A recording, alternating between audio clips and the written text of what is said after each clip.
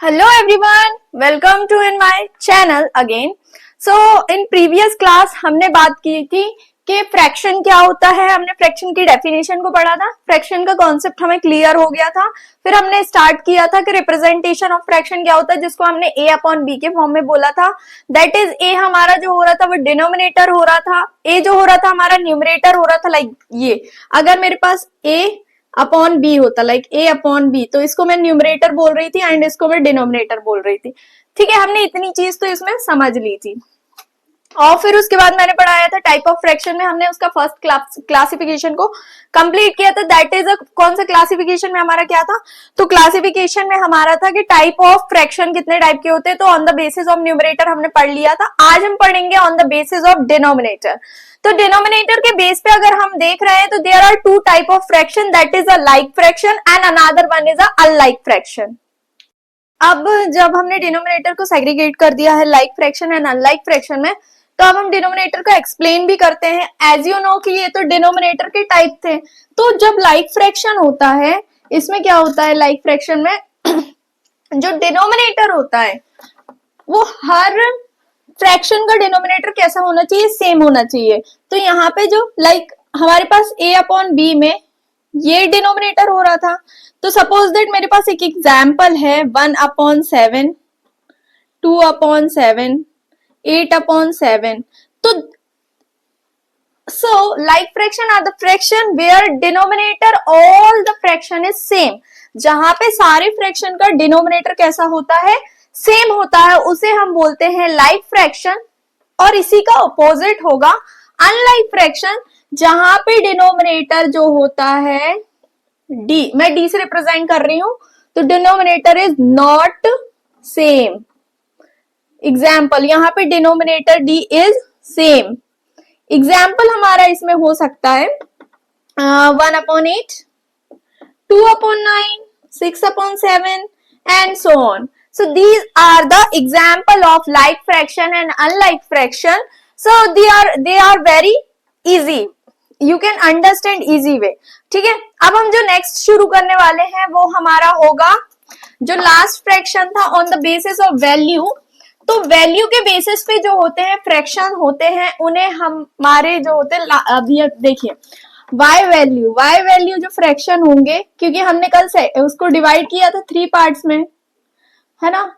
y value जो fraction होता है that is it is divided only one part, that is a equivalent fraction, है ना. वो इक्विवेलेंट फ्रैक्शन में होगा. तो इसका सिर्फ एक ही है, तो हम इधर लिख देते इक्विवेलेंट फ्रैक्शन. ठीक है, इक्विवेलेंट फ्रैक्शन से मतलब ये है कि नाम से ही समझ में आ रहा है इक्वी. सो सपोज दैट हमारे पास एक फ्रैक्शन है 2/4.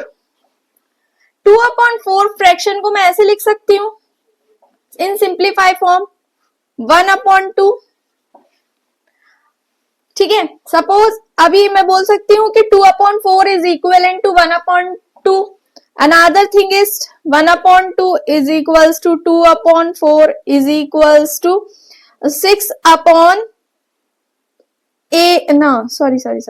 This is a 4/6.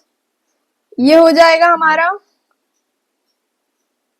1/2 हो रहा ना, तो 2 2s 2 3s no, wait a minute, यहाँ पे कहीं पे मिस्टेक हो गई. जिसको हमने 1/2 लिखा, इसको हमने 2 लिखा, फिर इसको हम लिख सकते 3/6. Sorry for that, sorry for inconvenient. इसको हम लिख सकते 4/8 एंड सो ऑन. और अगर आप इसको अगर 3/6 को सिंप्लीफाई करो वो भी 1/2 के इक्वल आएगा. तो ऐसे फ्रैक्शन जो इक्वल हो रहे हैं, जिनकी वैल्यूज इक्वल हो रही, मतलब कि अभी तक तो हमने डिनोमिनेटर और न्यूमरेटर देख रहे थे, but in this fraction numerator as well as denominator दोनों इक्वल होने चाहिए. सपोज दैट जैसे यहाँ पे 1/2 था इज इक्वल टू, इसको भी सिंप्लीफाई करूंगी 2 1 time 2 2 time, 3 1 time 3 2 time, 4 1 time 4 2 time. तो आ गया ना 1/2 इक्वल 1/2 इक्वल 1/2 इक्वल. तो ऐसे बहुत सारे एग्जाम्पल होते हैं. तो इक्विवेलेंट फ्रैक्शन का मतलब होता है जिसमें numerator as well as denominator दोनों इक्वल होने चाहिए. This kind of fraction is known as a equivalent fraction. I hope you all are understand this concept. So एक बार मैं पूरा समराइज कर देती हूँ, क्योंकि हमारा पूरा थ्योरी वाला पार्ट जो है फ्रैक्शन से related in class 7th 8th 6th 7th 8th 9th, मतलब ये फ्रैक्शन अगर आपने ये वाली क्लास कर ली तो आपका फ्रैक्शन एक ही क्लास में पूरा कंप्लीट हो जाना है। मतलब कि 3 क्लासेस है छोटी छोटी, आपकी बहुत जल्दी हो जाएंगी।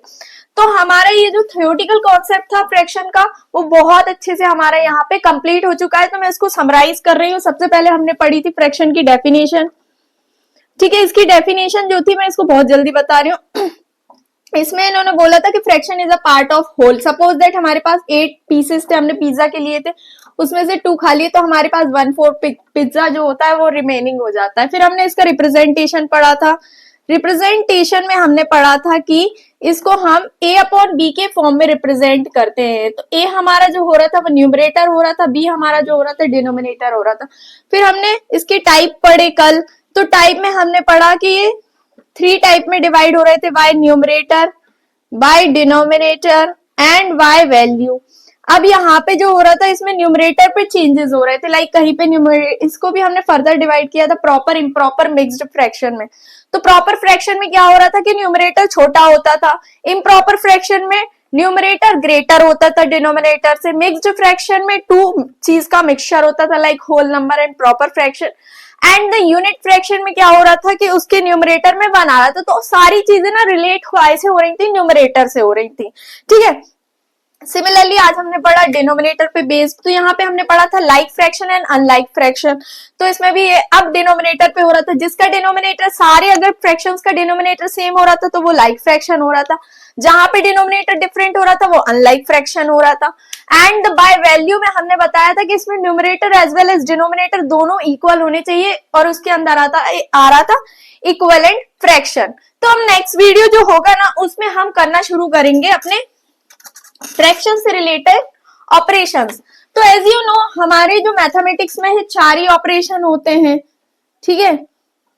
दैट इज कौन कौन से होंगे, as you know very well, addition, subtraction, multiplication and division. अब इसमें क्या होगा, हमारे पास 2 फ्रैक्शन को हम ऐड करना सीखेंगे, सब्ट्रैक्ट करना सीखेंगे, मल्टीप्लाई करना सीखेंगे और डिवाइड करना सीखेंगे। एंड फिर उसके बाद जो नेक्स्ट वीडियो होगा that is the last video, उस वीडियो में उससे रिलेटेड वर्ड प्रॉब्लम्स आएंगी। So I hope you enjoy this video, और जितनी भी आप सीरीज आ रही होंगी सारी सीरीज को आप एंजॉय कर पा रहे होंगे। And I humble request to you all, अगर आपको अच्छा लग रहा है मेरा वीडियो तो वीडियो को लाइक करिए, शेयर करिए, सब्सक्राइब करिए एंड डू मोर सपोर्ट।